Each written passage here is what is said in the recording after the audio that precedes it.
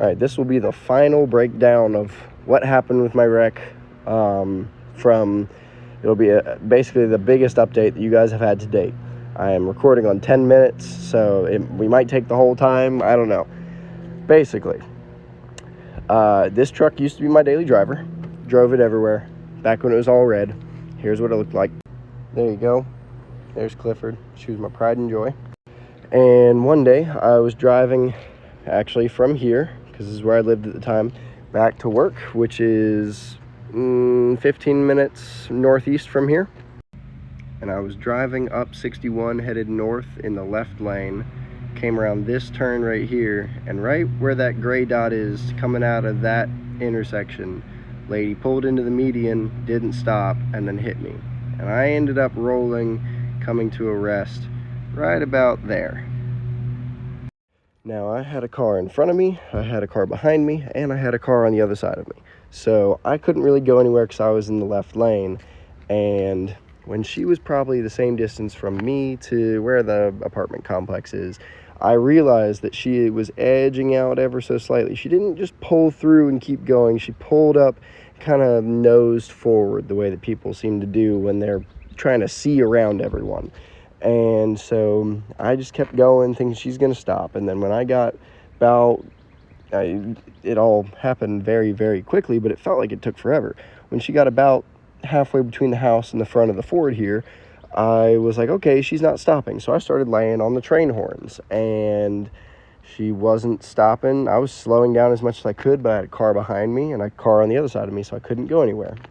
So when I'm about the distance from here to maybe where the shadows end, that's when I realized I am fucked. There's no way that she's not going to hit me. She was probably sitting that close to me, but over there. So I could tell that, and my wheels were a little bit wider at the time too, probably sat about there. So I probably had 6 inches between my wheel and the front of her car. And she was in a Nissan Rogue, basically that car right there. I don't think that's a Nissan. I can't remember if that's a Nissan Rogue or not, but basically that car right there. And so I basically realized that she was going to hit me, and I kind of just braced, and she somehow narrowly missed the front of the truck, and when she got about here, she gunned it. So she went straight up underneath the truck, but since I'm moving, she actually missed all this. That damage there is from the forklift. And she went right here, and that's where that huge bent traction bar right there comes from. It's kind of hard to tell, but it's pretty bent. Actually, here it is right here. You can see it's relatively straight, and then it's definitely not straight down there at the end because she hit it right there. And actually, none of this damage was here. She hit that bar, and it sucked under her car, and the tire went up over her car so fast that none of this got damaged at all. This is from the forklift at Copart. That did all this damage here. Most of the body damage on this side of the truck was all done by Copart. They did that. They did that. There's like some of these brackets on the other side are bent. I think there's one over here that's bent. So Copart did a lot of damage to this truck as well. Not this though. I hit a stop sign right here. So she hits there, goes up underneath the truck goes up in the air, and in my mind, I didn't even feel the hit. I felt like a bump, and I legitimately thought that she just grazed the back of this tire, and that I probably ripped her front bumper off, and oh shit, gonna have to stop and deal with insurance, and it's gonna be a bunch of bullshit 'cause the truck's fine, but her car's probably totaled, and she's gonna try to sue me and all this stuff. It's happened once before to me, actually twice before to me, and I was like, great, I gotta deal with this again. But while this is happening, I'm sitting in the driver's seat, and I'm not noticing the fact that the truck's not slowing down. Or I guess I'm just at that moment noticing the truck isn't slowing down. So I'm on the brakes. I realize the truck is drifting to the left. It's going into the median, and I don't know why. And so I'm trying to regain control of the truck. It goes into the median, and it comes up onto oncoming traffic in the opposite lane. And then it goes it starts to go off the other side into the shoulder on the other side of the road. And I had to make a split-second decision. Do I hit the trees on the left, the cars straight ahead of me, or do I go back into the median where it's relatively safe? So I chose to go back into the median, but yanked the wheel too hard to go back in, get back into the median sideways. And in my head, I'm thinking, okay, we're fine. Truck has really wide stance. We're just going to let it slide out. It's not going to flip or anything, and we're going to be fine. And that's when the messed up wheel comes into play, because I had no idea that this wheel was gone. I wasn't looking in my mirror to see if the wheel was okay. I was focused dead straight ahead to make sure that I didn't hit something. So while I'm focusing ahead, this wheel is actually digging into the median like a shovel, and it kind of catches, and the whole truck goes like that. And when I saw grass out of that window, that's when I went, oh fuck, this isn't good. And that's all I remember. I ended up waking up and the cab was full of smoke, and people were running up to the door. I had to kick that door open to be able to get out. And when I did, people didn't believe that I actually just survived it, because they told me after I got out that the truck had rolled 4 times.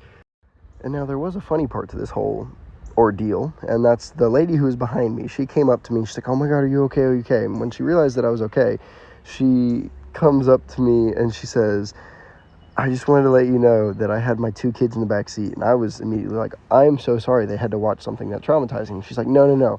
My youngest one is playing a video game, and he goes, Mom, he pressed B to do a flip.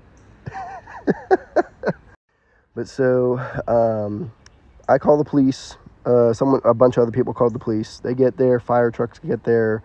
Turns out truck's not on fire. I just blew a coolant hose, and I start picking up pieces of the wreck, because they're everywhere. They're still here. I mean, you can find pieces from the wreck all over in here. And I start throwing them away. And the cop comes up to me and he's like, what are you doing? And I'm like, oh, I'm so sorry. Am I like messing up your crime scene? And he's like, no, you just got in a wreck. Go sit down. Like, the tow truck driver will deal with that. I'm like, well, I got to do something, because I was going into shock and I needed to do something. Everyone keeps asking me, oh, why did you start filming as soon as you wrecked? You know, you crashed your truck and now you got to get out your camera and start filming. It's because I was going into shock and I needed something to do to keep myself from passing out. So I did the only thing I know how to do. I got out my phone and I started filming everything. And the lady who hit me, she ended up starting complaining about her back and saying she needed to go to the hospital. And her son came up to me like he was going to want to fight me, even though he was like 2 or 3 times my age, because she's like a dinosaur. And as soon as they handed her the ticket for it, because I had like 15 witnesses on my side saying that it wasn't my fault, she immediately felt better, and they went home. And like an idiot, I declined to go to the hospital. I probably should have. I ended up having a pretty major concussion. I was out of work for 2 weeks. I had to keep the lights off in my apartment. I would reach for door handles and just straight up miss them. I like that. Like, I couldn't see for shit. And so then a couple weeks pass. The truck has been in a junkyard for a little while, sitting, dealing with insurance. She ends up going to Copart. And I know she's at Copart, but a follower, one of you guys who works at a dealership or junkyard or something, saw her on Copart listed as soon to be available. So as soon as I saw that, I got my lawyer on the phone and we told him to take that down immediately, because I was already planning on buying it back. Still had a couple of weeks to determine if I was going to, but I'd already told them I was. And then I ended up buying it back, going through the process of finding parts and pieces over time, and this is where we're at now. Almost there. But yeah, it wasn't fun. But we're still here. That's all that matters.